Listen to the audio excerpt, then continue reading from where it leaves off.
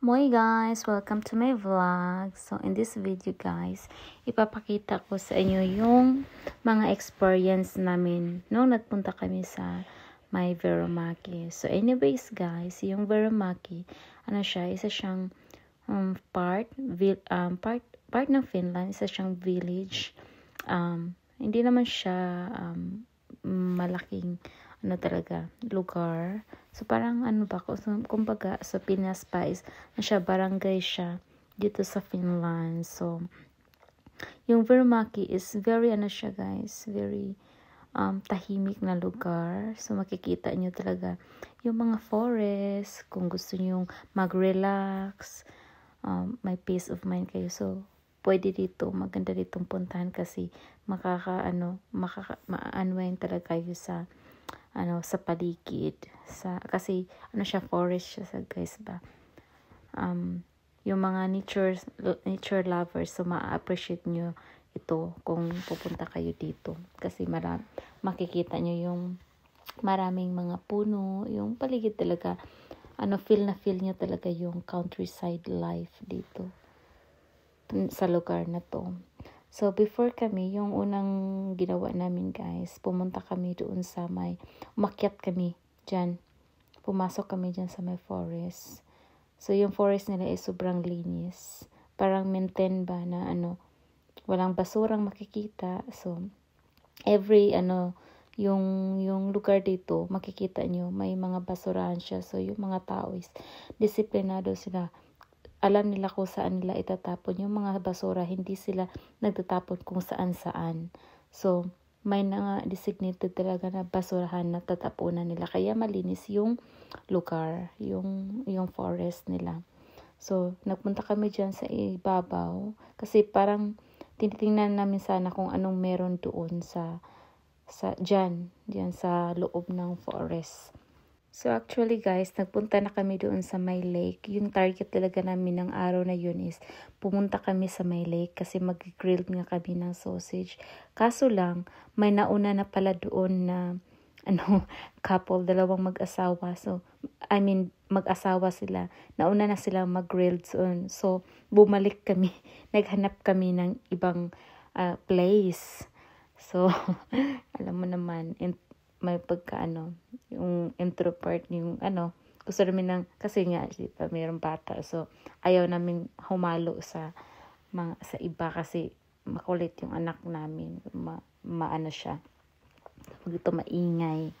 So, nakakahiya naman. So, ayan. Tingnan nyo. So, si Nikki naman, siya, very active siya. So, ayaw nga niyang pahawak. So, ako nga parang ninervyos ako kasi syempre, takbo siya ng takbo eh. Hindi naman, iniisip ko, delikado ba, baka matumba or wag naman sana yung place pa, maraming mga roots kung nakikita nyo, kaya medyo kinabahan ako dyan sa kanya kasi ayaw niyang pahawak sa akin. Tapos takbo pa siya ng takbo. Very excited siya at saka very energetic na pumunta sa forest. So, yan, very active siya. So, ayun nga, parang whole duration ata ng, niya, nung paglalakad niya dyan sa may forest, parang sigaw lang ako ng, ay, mag-ingat ka naman kasi, alam mo naman yung bata, sila, may pag-clumsy. Parang hindi nagmamind kung matumba ba or siya. Ang sa kanya lang is, lakad lang siya ng lakad. Ayaw pang pahawak, nagagalit. Tingnan mo nga, sabi niya, poise. IT, so means go away. Ayaw niyang pahawak sa akin talaga. Sabi niya, sigaw niya yan na, poise, tumigil ka. Wag mo ako lamitan, IT. Kasi natatakot nga ako na matumba siya or mamudmud siya sa may lupa. Kasi takbo, parang walang break yung takbo niya. Kaya ayun, na-stress ako sa kanya. Medyo na-stress kasi ayaw niyang pahawak. Ay nako, ang kulit, sobrang kulit na bata talaga. Pero very naman siya, very active naman siya. Kaya yun guys, so yung asawa ko naman is nandun na sa baba siya. Pababa na siya. Pababa na kami that time kasi pupunta kami sa May Lake para sa aming grill ng sausage. So, yun yung hagdanan, yung hawakan para pababa na doon sa may forest, sa may kalsada. So, yun yun guys, yung area, yung open space sa lake. Tapos, ginawa namin before kami nag-grill ng sausage, nag-boat rowing muna kami sa may lake.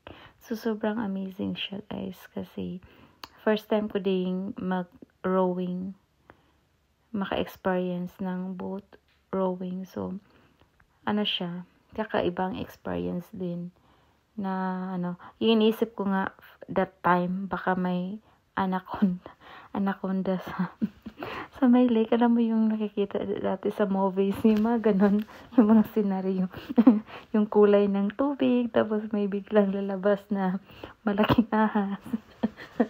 Yung kabaliwan na mga iniisip, pero enjoyable naman siya kasi yung asawa ko yung nagro-row.